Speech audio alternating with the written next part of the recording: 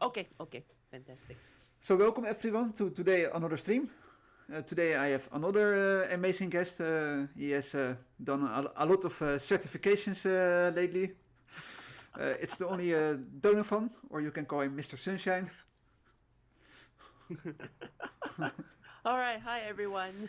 Yes, many of you probably know how it's going. So I will ask questions and he will answer. And yeah, let's hope you all will learn from it. So the first question is, as I always start, did you went to college or did you learn a lot from YouTube or self study? Mm. All right, so for me, so in Singapore, I did go to junior college, which is the equivalent of high school. But it wasn't there that I learned cybersecurity. In fact, if you ask me, my cybersecurity journey really began in my first job. So I somehow managed to land a first job in cybersecurity. And then from there, I started to learn the basics and then started to, explore that, hey, in cybersecurity, there were lots of different things you can do. Like, for example, you could be an attacker, you could be a defender, etc. So in that sense, if you ask me about my relevant educational experience, I will say that when you said learn from YouTube, yeah, of course I did. Like for example, when starting out, I'm sure everyone has at some point in time come across IPSec videos, so I learned from that as well. Of course, IPSec. Mm. The man behind Mm. the screen, we don't know. Yeah. Yeah, it's a nice story that you went to college. And then my next question is, did you also, did some dirty things when you were in college, like hacking or? Oh my gosh, what a question to ask. But if I may say, in secondary school, I think in the world, it's a middle school equivalent.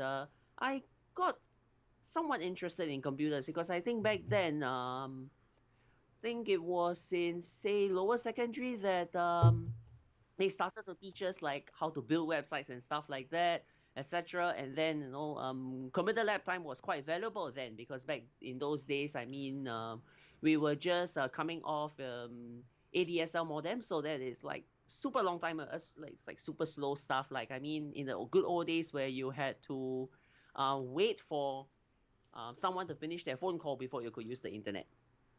But having said that, was a hobbyist, when I found out about this wonderful thing called the internet, uh, right? I was like, hey, how does the internet work? When I use a browser, I could access a page. How does it happen? And then at that point, I think I started to explore like, oh, TCP, UDP, etc.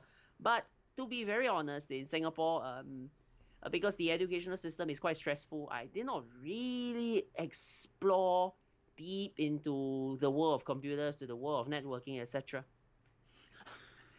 Uh, then in high school, I remember this was something quite interesting. Um, well,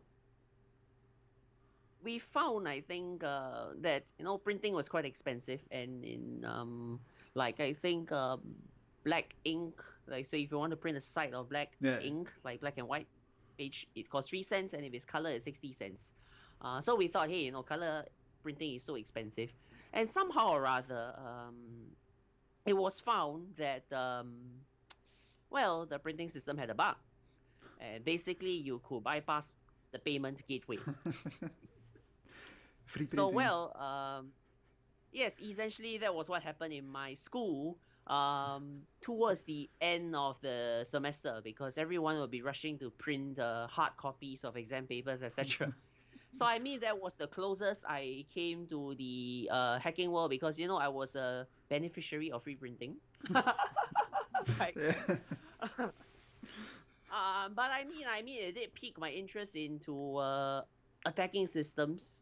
But I cannot say that it piqued my interest enough for me to do a computer science degree in school. In fact, in school, I did physics and math. So when you ask me about my transition to cybersecurity, I will leave that for when you ask the question because it's going to be quite interesting to talk about. Well, yeah. Let's go to that question. Yeah, why did you make that choice to switch? Switch fields. All right. in reality, I never expected to be doing cybersecurity for a living, and I'll explain why. When I was in school, I was actually more interested in the natural sciences, so basically physics and math. And up to the point, up to senior year in university, I was pretty much focused on going into the research path. So basically, if I had gone down that path, you would not see me on this stream because I will be a graduate student that will be pulling my hair out working on research. Can Uh, be fun too. but what happened was that, yeah, it can be fun too, yes. But what happened was that the grad schools I applied to didn't quite want me. And so what happened one fine day was, I think it was during one of the lectures where a batchmate nudged me and said, hey, uh, maybe you should apply for a job.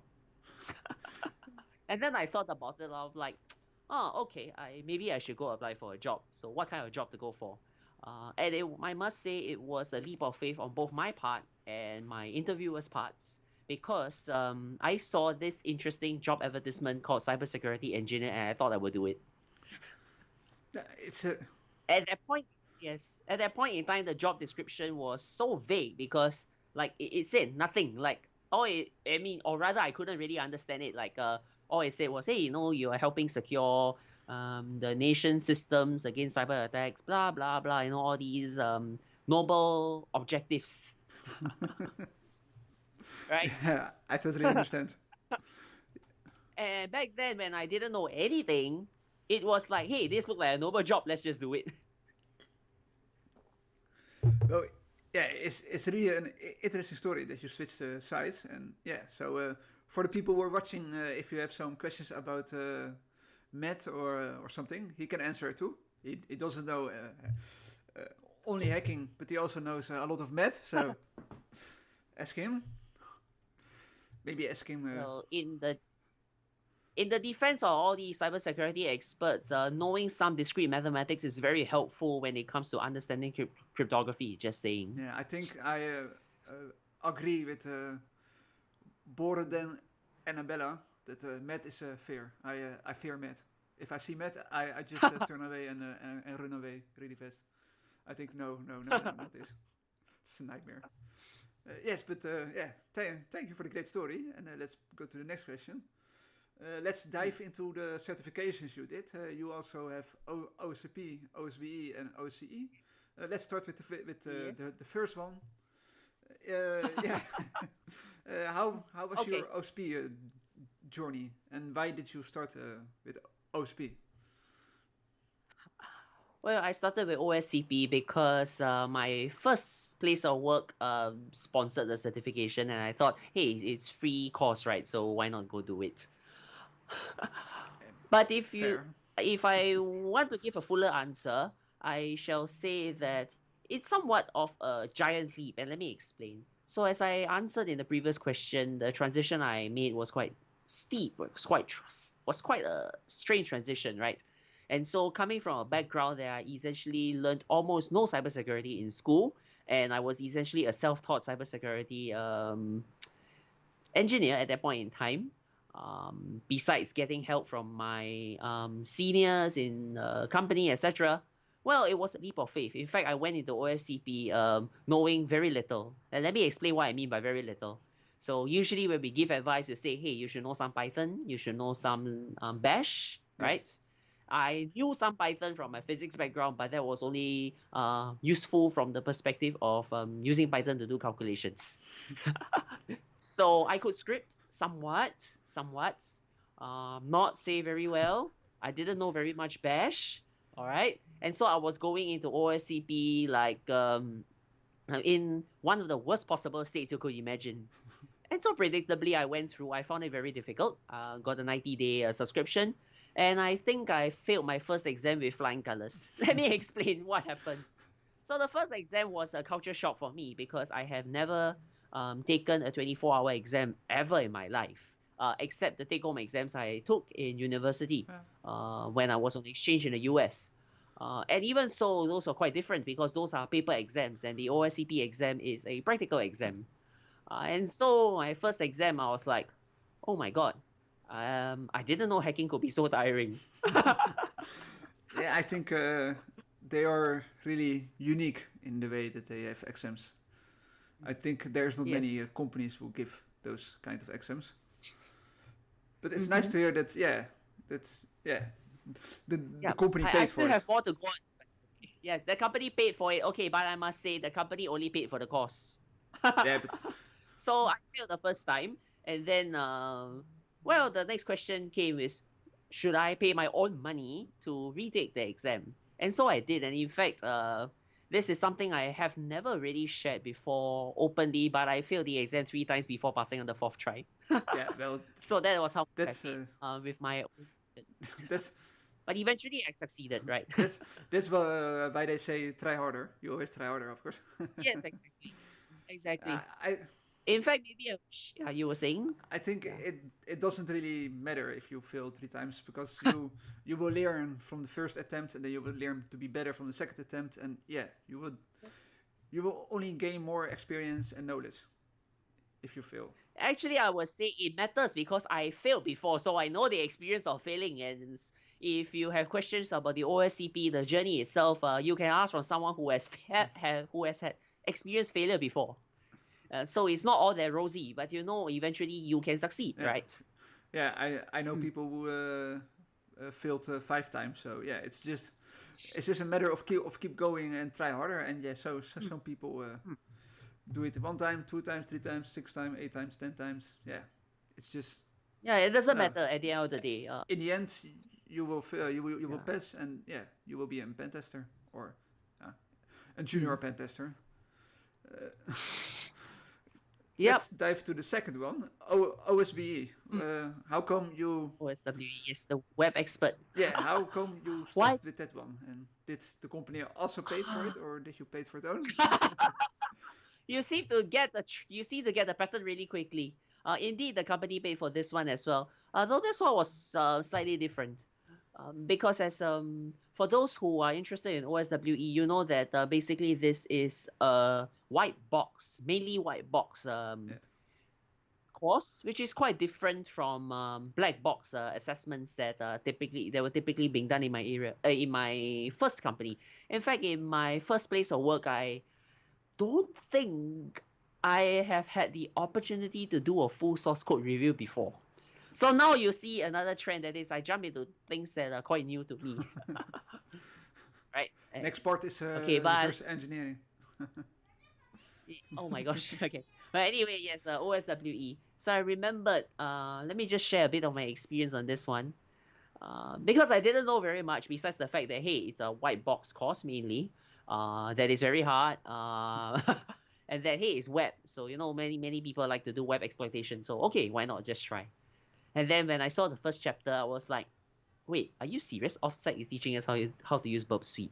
I'm not kidding because the first chapter, it's how to use Burp Suite and how to use some of these tools like I think JD GUI and the NSpy.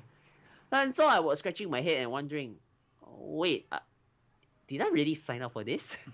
And Like, then you saw the first vulnerability chapter, and it was, oh my god. yes, the first one wasn't so bad, but where it started to get really tricky, I think the very first part where I started to go, oh my gosh, was in the chapter where they had the Bassmaster You extra you can't mile, say too much, of course. right? No, it's in the contents page of the OSWE Oh, syllabus, so that one I can see. But I won't explain anything about the extra mile because of course, if you want to know more, then you should pay for the course and do it. I think it's worth it. yeah, I definitely Um, agree with it. and then I think, this was the first really serious research that I had to do. I think a few other infosec friends and I took almost 2 weeks to solve that extra mile. Don't tell me. It was a nightmare. Oh my gosh. I remember it. And so you see, so let me just bring back the OSCP. So the OSCP teaches about pen testing methodology, but the OSWE was my first real foray into security research. And so it was like, oh, this is a very different experience altogether. Because when many people say they're security engineers and you ask them, do you work on the offensive side or the defensive side? Even if they say the offensive side, well, they can be doing pen testing or they could be doing code review, etc. And I must say that the skill sets are somewhat different. I mean, they overlap because obviously one needs to be able to understand the web server languages.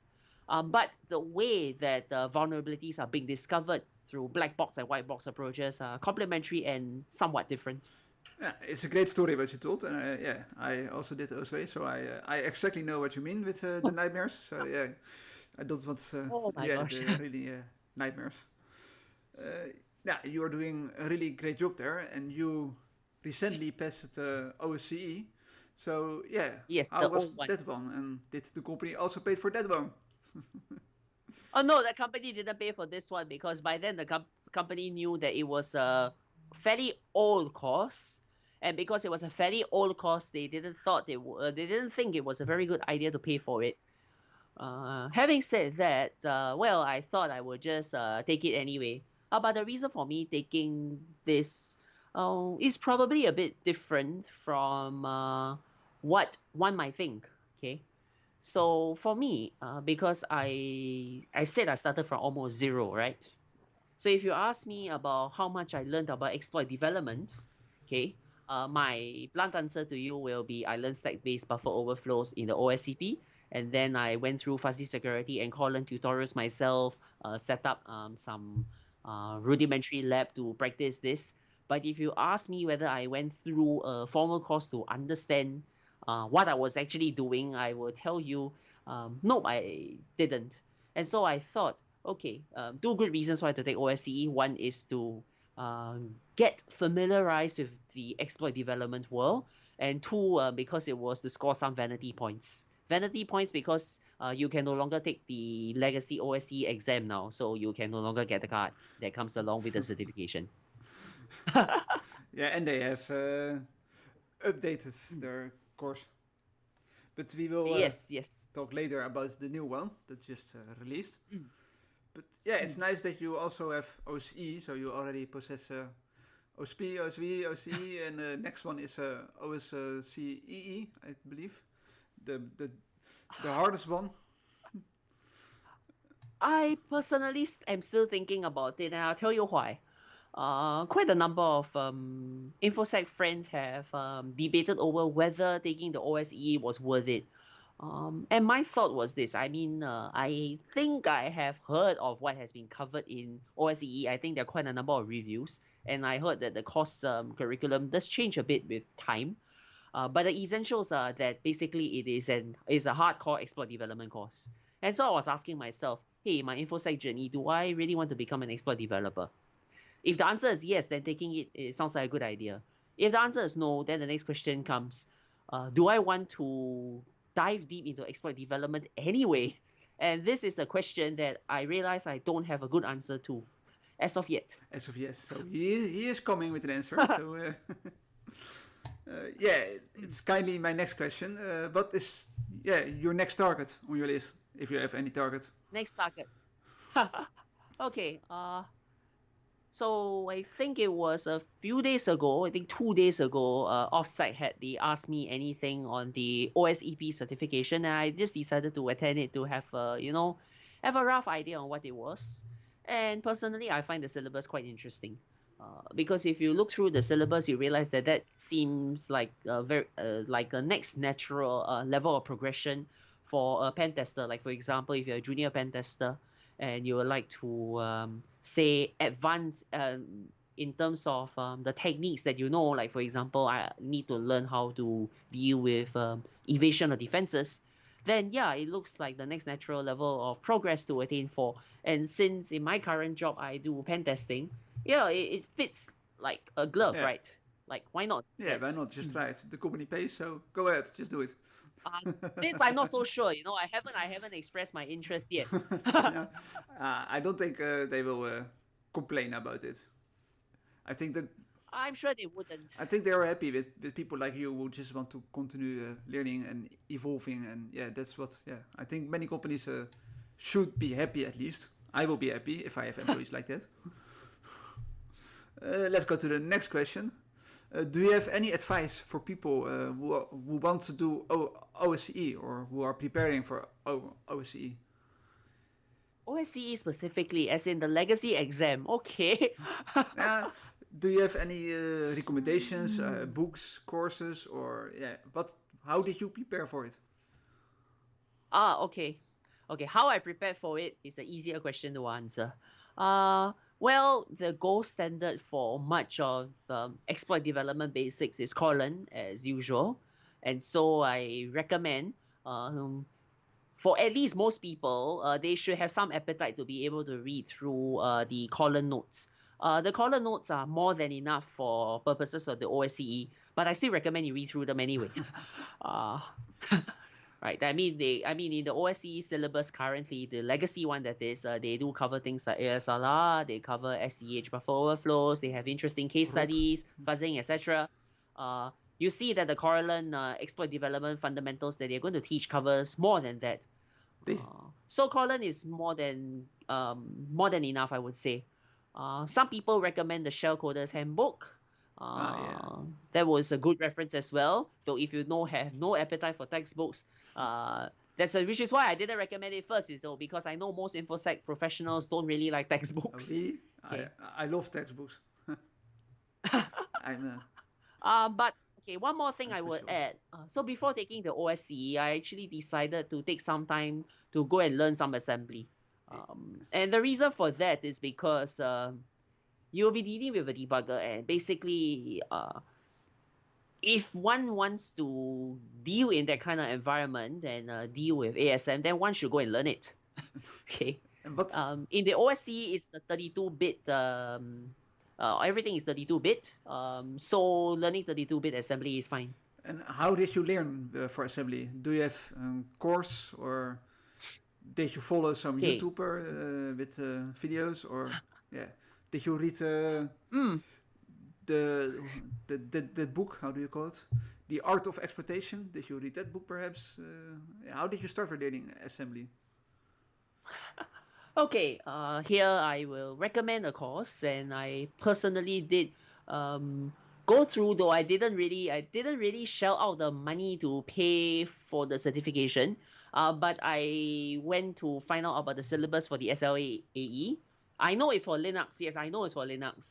But when it comes to ASM, most concepts are still relevant. You know, for example, as long as you know how to map back from because I did the 64-bit Yeah, version. So as long as you know how to map back into the 32-bit version and you know what you can do and what you cannot do, then that should be fine. I think the basics are So always that is important. one thing I would recommend. Yes, the basics are always important. Like and I think some friends also noticed that I do have a um, image of basically I think it's Corellan's desktop wallpaper, whereby they show all the shortcut assembly commands to like different things. Like for example, if you need to find jump ESP quickly, what is it? You need to write it. But truth be told, that is just for convenience. Once you get used with immunity or Oli debug is the debugger that they use for OSCE, then you can make use of the debugger to write all the opcodes pretty much. Yeah, I think you answered the question really well, and yeah, I think uh, I think the viewers, especially Sasuke, who had a question that we will uh, come next after the talk. But I think people know enough about OCE now and how to prepare, Mm, or at least mm. start with preparing. Oh yes, one last tip for it. One last tip for it.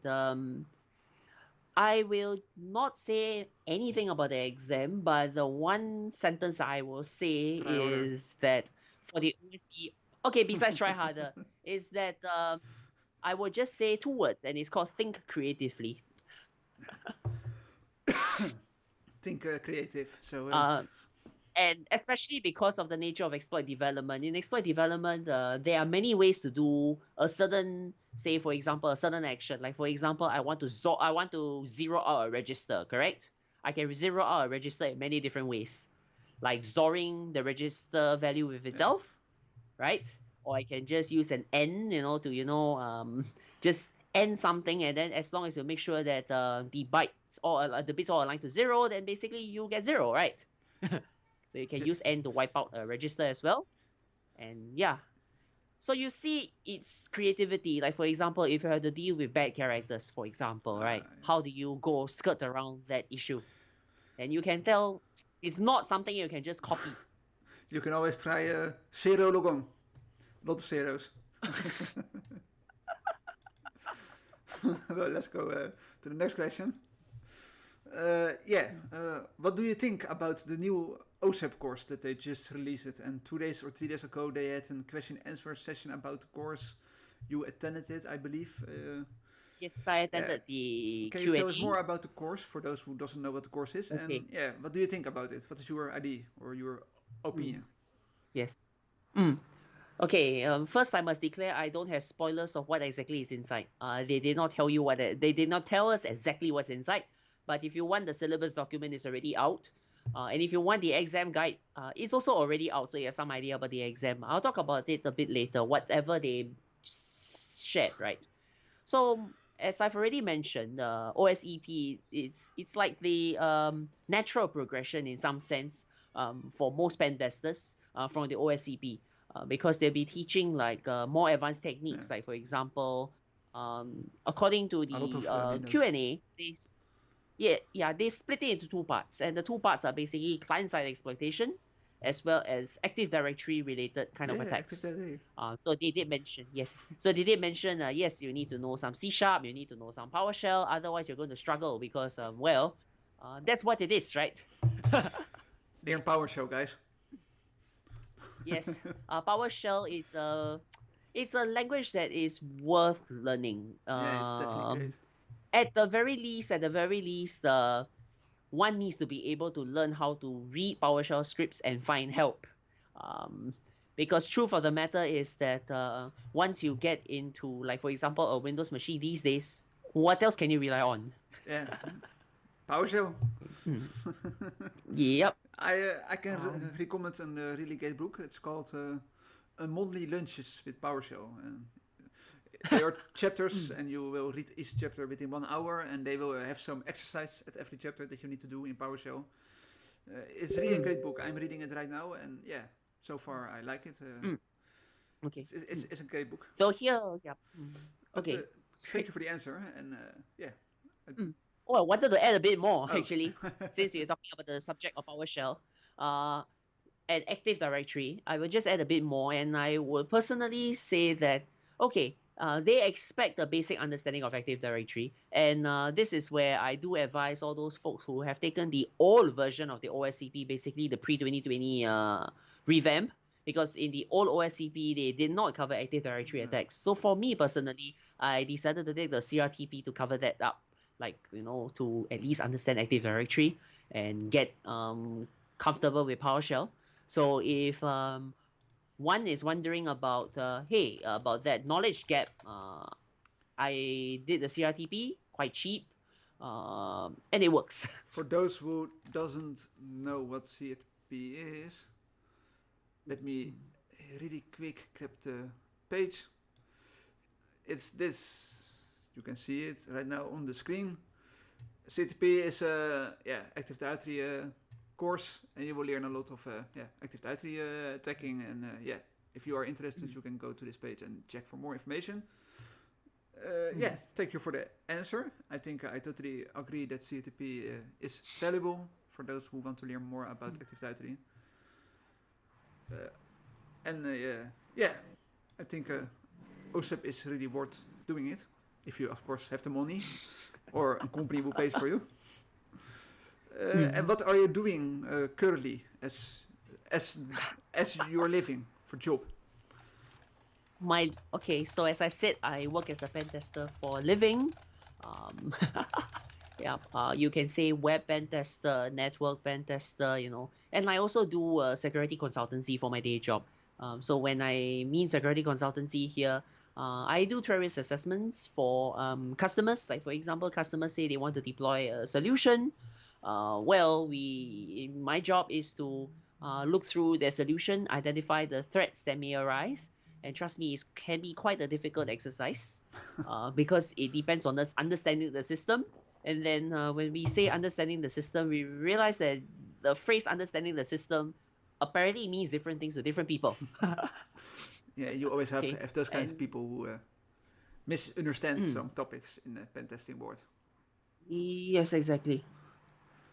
Well, thank you for the answer, and I'm glad that Mm, yeah, you have a really great job and working as a pen tester, and yeah, mm. uh, they are allow you to take courses and they pay for it. I think I think you should be really happy about that, as not Yes, all companies are doing I this. am very privileged, and let me explain why I'm very privileged.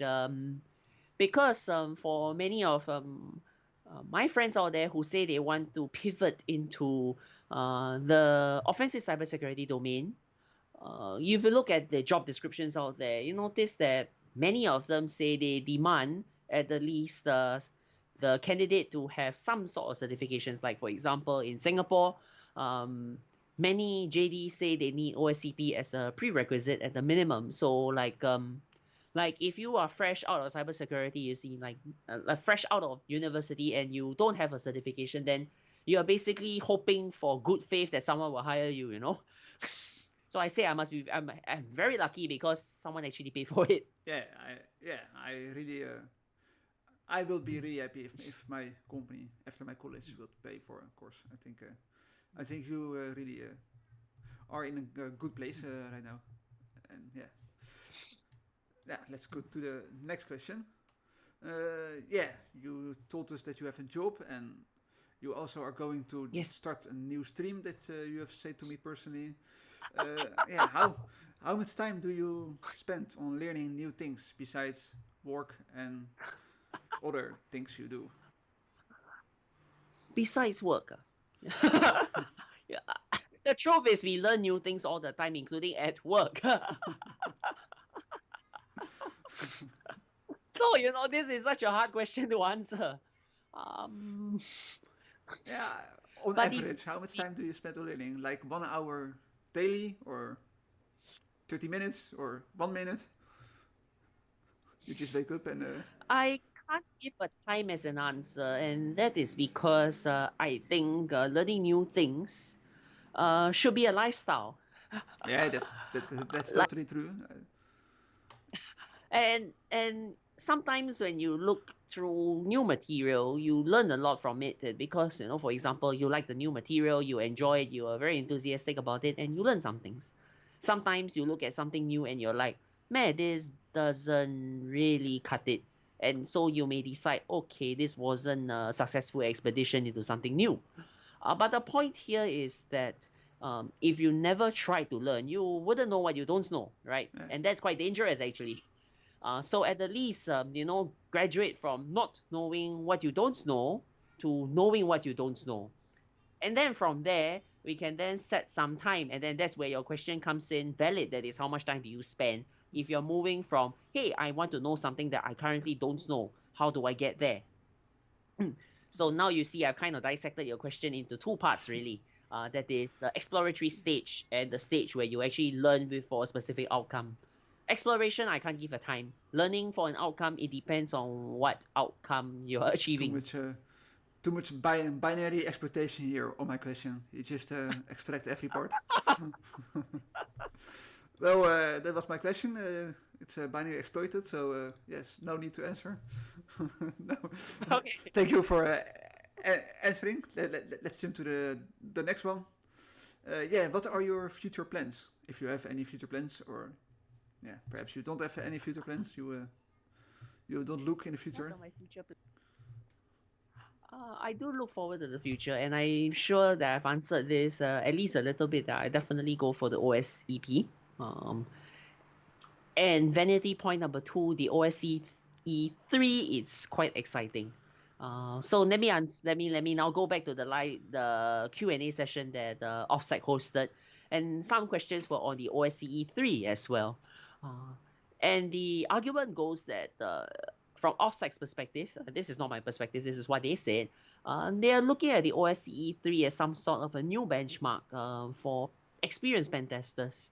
And then when I thought about this, and I was like, hey, actually, they make some sense, right? Because at least for my current job, I realized that I don't really know what I'm getting. It depends on what the customer gives us. So it could be a black box test, it could be a white box test. They may even give us a thick application, and then you can see that straight away I require different kinds of skill sets, right? So now you see OSWE, hey, white box. Oh, okay. You're talking about network penetration testing, then OSEP comes in naturally useful. And if one fine day the client decides, hey, I need to find vulnerabilities in some software we happily compile, and then they give you an executable, then you see that quite naturally the upcoming Windows userland exploit development course will come in useful. Yeah. So that is on the infosec side. Some of my future plans, okay, for at least from the training perspective. And what about? Outside, No, no, no. yes, you were Keep saying going. about what? Okay, so outside training, I did casually mention to some friends that maybe we should go CV hunting. Though I don't know how much. Oh, I don't know where we will start this. No plan start date yet. you can join Okay. me on Friday, but sometimes I do CV hunting. But But I guess I joke with my friends also. If you want easy CVs, you just take CMS written in PHP, and go and do some code review and find some bugs. yeah, If you you have really a great website for those who are watching. You have sourceforce.com, I believe, and yeah, you can grab some open source frameworks from it, and yeah, you can just analyze them, and yeah, perhaps you find a CVE. It's also good learning to check the code and just try to understand what it does, and not only for CVE specifically, it can also be for other parts. But yeah, it's nice to hear that you have really great plans in the future. So let's hope 2021 will be more more yes. interactive with people instead of being home because of COVID. But yeah, let's see what it will bring us. Let's hope for the Yeah, best. let's hope for the best. 2020 has indeed has been a somewhat bad year for human interaction. Let's All hope it. right. Uh, Let's go. yep. So, Let's go to the next question. Is there okay. something in the past that you regret, and if there's any chance you can redo it, you will redo it?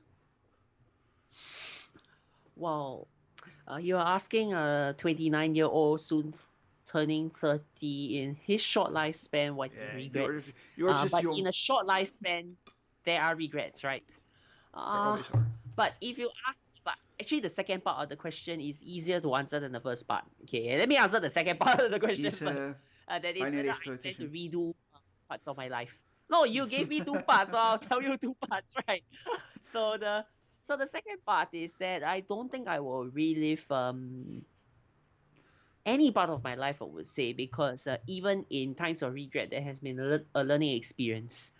And I mean, if we want to reverse engineer our life that way, I'm not so sure what we will lose in the process. Like if you do exploit development, sometimes you get weird results that you never expected and you don't know why. And then what happens? You end up trying to dig through the code even deeper, and then you get lost. So I guess I don't really want to, selectively rewind some episode of my life and say, hey, if I rewind this, my life will be monolithically better than what I currently have. Okay, now for the first part, regrets. Okay. Uh okay, regrets. Wow, I this is the harder question. If I may say regrets, perhaps I should have tried a bit harder to apply for scholarships to overseas universities. I'll tell you why. So when I was younger, I was quite I mean, well, I did score fairly good grades, and I was fairly like a geek of sorts. Like in fact, there were other friends who would try to copy my homework. The um, printer bug. I Yes, correct. At the age of 18, when I had to make a choice on my future, as in where I will go for my university, etc., I did not take it seriously. Let me explain. So in Singapore, at that age, many scholarship providers will coax you into signing up for a scholarship. Like for example, the public service has their public service commission is the elite tier scholarship in Singapore. but many other agencies also have their own scholarships, and including for infosec people as well. Like, I mean, increasingly, some of the government agencies come up with very attractive scholarship deals to entice young people to go for them. At that point in time, in fact, I was joking with my friend and I said, wow, I didn't really like the supposed social engineering, right? Because like dangling you money and stuff, and sort of like, I will chart out my own course. Well, which happened. But I say regret because I realized I didn't think hard enough about the problem. Because well, uh, I ended up doing something that I never expected to be doing. And let me explain. So the next year, in when I was 19, and in Singapore, we have to be conscripted, and we joined the military service for 2 full years. And in the military, I didn't exactly enjoy my military experience back then. In those times, though of course, on hindsight now, I will tell you a more nuanced view. But at the tender age of 19, I didn't really think very much. When I told my friend casually, you know what? When I get out of university, I probably won't apply for a defense-related job. Okay, but if you check my LinkedIn, you will notice that my very first job was indeed given to me by a government agency that works in the that basically deals with the defense sector. So it was quite ironic. Yeah, but how was it to serve your country? How was those 2 years? Yes. 2 years. How was the 2 years serving my country? Yeah, uh, wow. I did not expect this question on the infosec chat, but I will answer this. If you ask me this question when I was in service, I will personally tell you an answer that isn't very positive because back in the days on conscription, no one really wanted to be conscripted, right? yeah, Like at the age of 19, 20, if you ask any friends out there who wants to be in uniform, I don't think you will get a very good response. Uh, but well, 2 years it was, and I had to be in uniform. And mind you, I was considered combat unfit, so my military service was not very interesting. In fact, I was working as a clerk in the military, so processing documentation and all. Of course, I can't say very much exactly what I yeah, did of course. because it's the Yeah, military, right? But what I will say, and I guess the important lesson that I did learn from there is the value of knowing people and reading people. And the reason is this. When I was in school, I mean, school is a fairly insulated environment. Um, Generally, students, even if they claim they have malicious agendas, aren't that bad for the most part. Like maybe they want to tease a classmate, maybe they want to bully somebody. Okay, bullying is a serious problem, we know, yeah, but not to the point of basically messing up with someone's life. In the military, however, because of the fact that the diversity of people is huge, like let me tell you the diversity that we are talking about. I came from a fairly privileged school, so I didn't see much of the other sides of society. But when I was in the military, I saw, among other people, I give you some examples of backgrounds that I've seen. People who come from broken families, people who come from backgrounds where they basically owe many people money. So not one single creditor, but many creditors. And so they are forced to basically moonlight illegally and then risk getting caught. yeah, Okay. Then I also heard of people who basically, for the lack of a better word, were abusing drugs. So you see, it kind of pains me in some sense because um, that's why I keep on mentioning the word privilege because hey, in life there are many people out there who do not exactly enjoy the privileges that I did, and the reason for that is not their doing because they did not choose to be born in a certain family. You see, no, of course not. right? And because of that, it did give me some food for thought about, hey, how can we help these people? Because sometimes it's not so easy. And so now, it goes back to the whole scholarship question, right? And so if you ask me when I was 18, I would actually tell people, hey, freedom is more important than a scholarship. But if you ask me today about this, then I would say, hey, scholarships may be an opportunity for people who are less well-to-do, who have some talents and some abilities to break out from the poverty trap. Nah, I think that explains it clear. And I think the Mm. army also teach you, of course, the discipline that you have now to Yes, exactly. Yes. to do things as if someone asks you, you will do it. And yeah, some people Yes. miss that part, and the army is really good in Mm. teaching discipline. Yes. Let's go to the last question. Do you have any Okay. tips or advice for the people who are watching and want to start with hacking? Start with hacking. I mentioned a little bit already. Though I guess I shall answer this from a more from a broader perspective. Okay, so let me just recap. I did mention OSCP because it helps you pass through some initial screening methods that HR uses. But that's not the point because life isn't only about just passing, overcoming these kind of hurdles, right? So let's talk a bit about learning. So today, unlike when I first started, okay, I guess I'm blessed with the information knowing many more portals that aspiring ethical hackers can look forward to. Like for example, you can sign up on TryHackMe. You can do many of the free labs.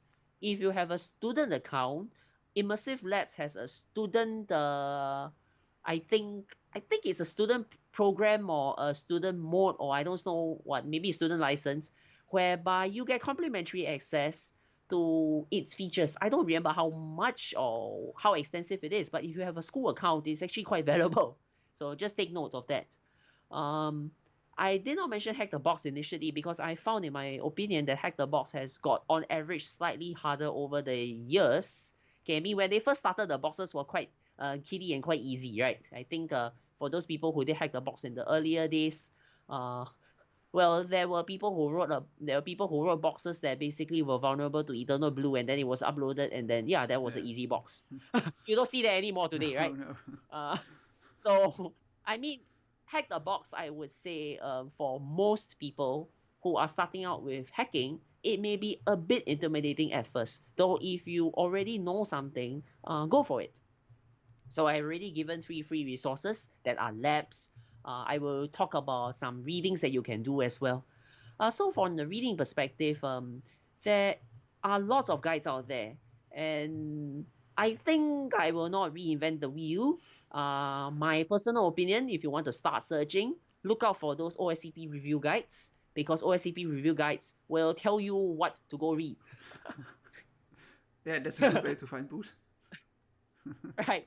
And I think to be successful in hacking, one needs to be quite enterprising. And so, as I always advise some of my friends, I don't give them answers to many of their questions. I'll usually tell them maybe you should search this or maybe you should search that. But I never tell them what exactly to do because it hurts their ability to learn by themselves. It's an important skill. Number one, to learn by to self-learn, and number two, to keep up.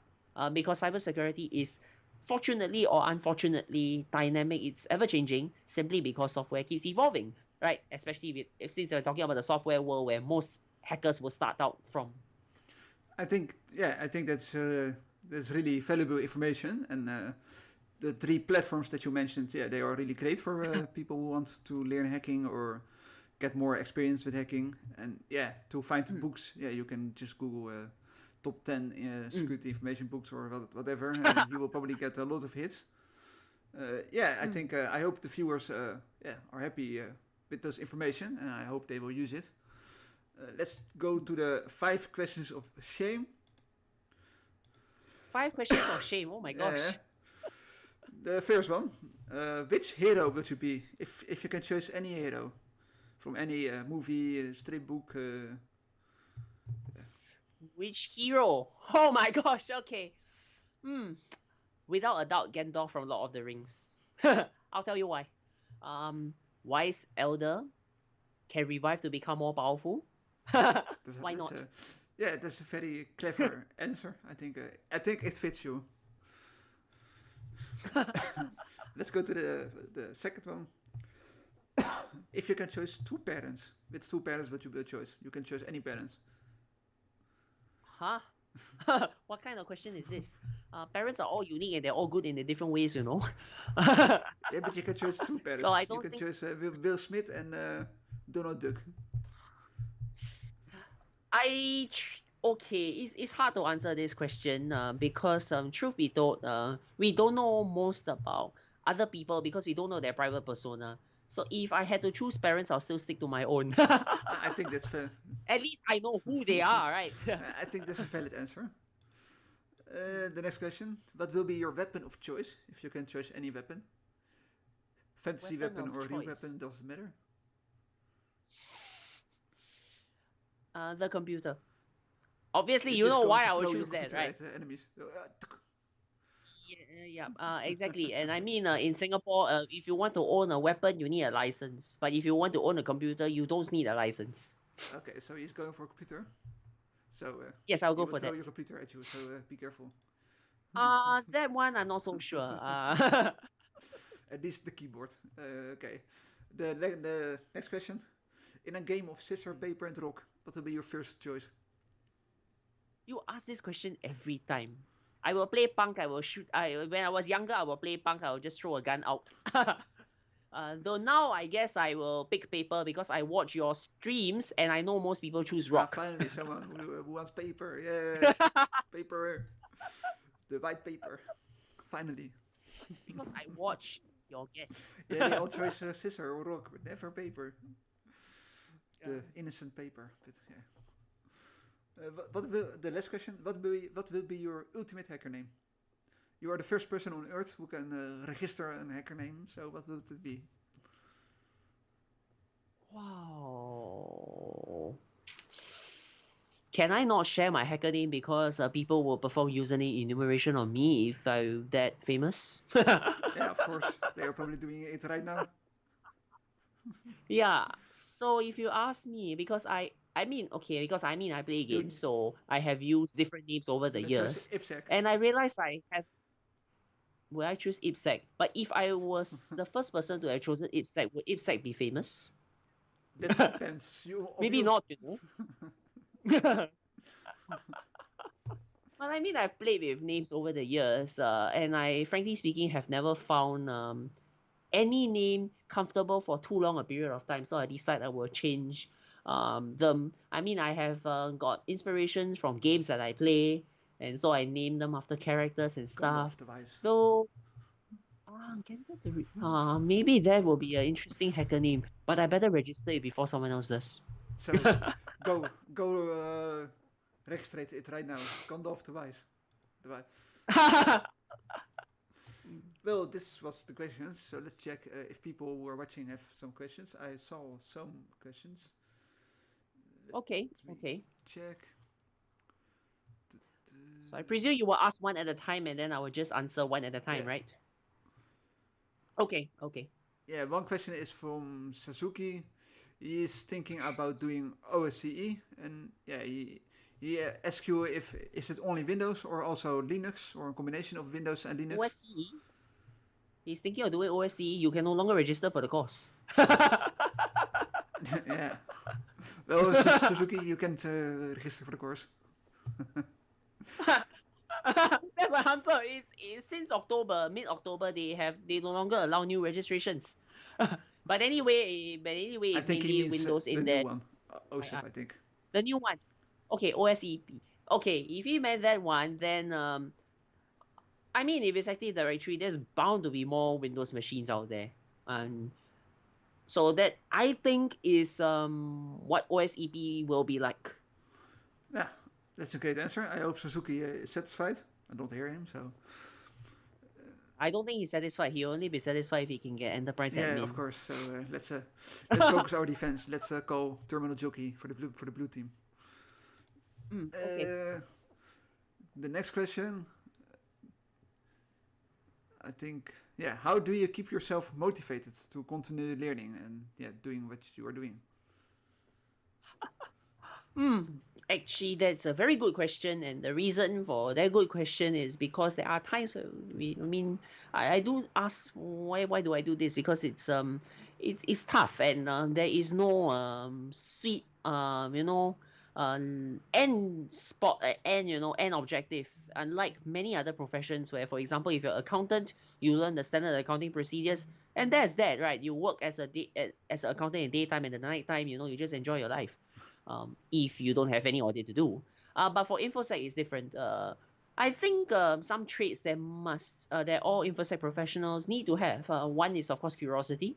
Two is, the more important one, I think, is perseverance. Basically, the persistence to want to learn something. And so when I say keep motivated, the answer I'm going to give will be quite ironic, because sometimes it means taking time off infosec. Let me explain. Um, well, I'm sure most infosec professionals, if you ask them how many hours a day they spend on screen, the answer is two. Too much. Okay, too many hours a week.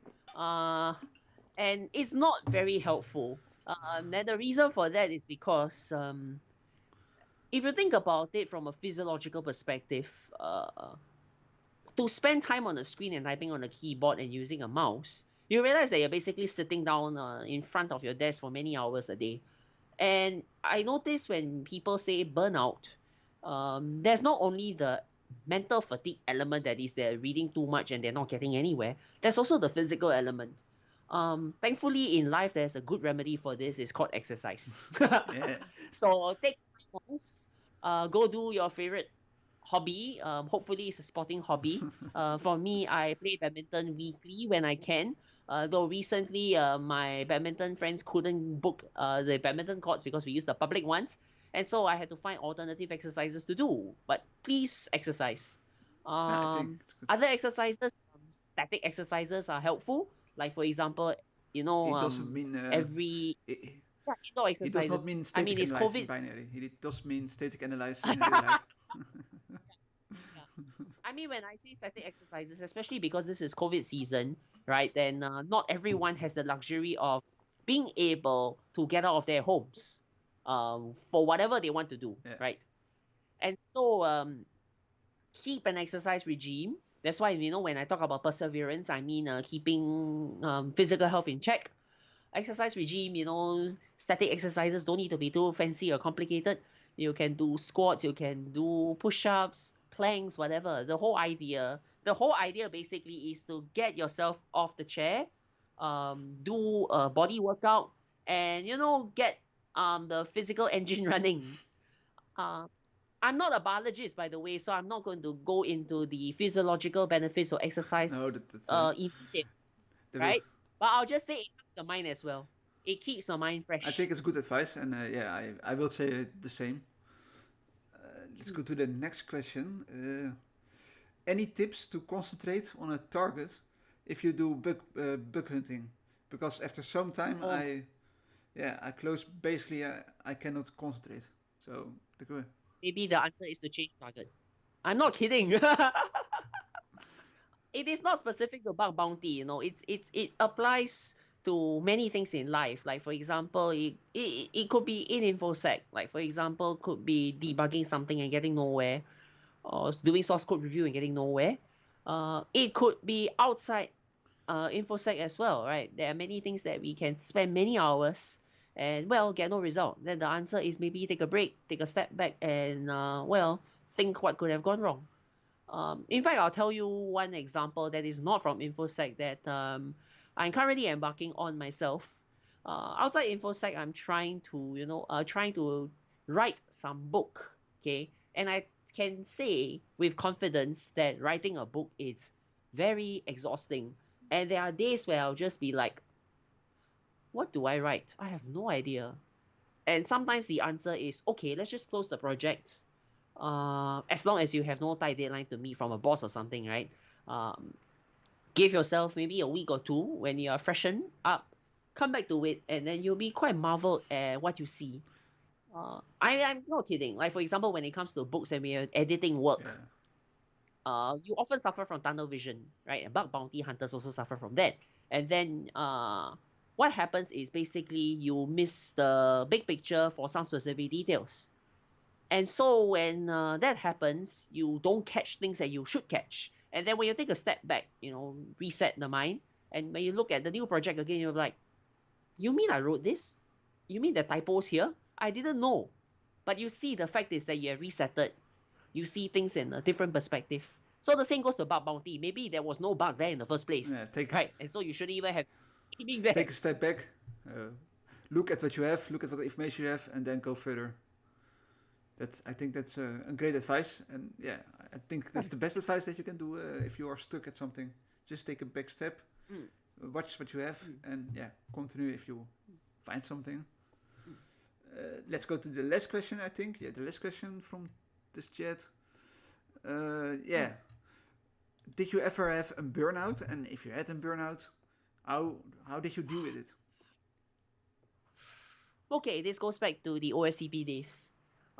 Because I gave such a summary of my OSCP journey. I mean, three fails and one pass means the journey has been quite long. And I admit, I think after, I can't remember which fail it was, I was just burnt out. I just didn't go back to the OSCP for a while. Because I was scratching my head. I was like, what could I have done better? And I didn't know at that point in time. I did the buffer overflow, and buffer overflows. I'm good at it. I know what's going to happen and stuff like that. So I'm very well oiled there. But when it came to like some of the privilege escalation stuff that you see in the OSCP, it's like, hey, I just can't see things, And then I was like, and that's why I failed quite a few of the exam attempts that way, right? And then I was like, hey, okay, why not? Okay, you know what? Let's just stop this thing. Um, Maybe take the chance on a vacation to not think about this and well just reset. So in this case, instead of taking one step back, maybe it's take a few steps back. So I remember this. I just took a vacation, just went to Europe, right? This was of course pre-COVID. I think this was 2 years ago where I visited good parts of Europe, just decided to sightsee, think about life, among other things. 2 weeks, and then came back. And then, well, I was recharged and I could continue once again. So now you see that you realize I'm repeating the same themes of taking breaks, just that there are different kinds of breaks, right? Like short 2 weeks breaks long. away from screen, you can do exercises, 2 week long breaks. Yeah, I mean, if I had known you earlier, then I would have gone visit you in Holland because I did visit Holland, Yeah, but now we he can't could fly. smoke weed. Uh, my Singaporean friends who are listening on the live stream may not agree and they may report me to the authorities if I do that.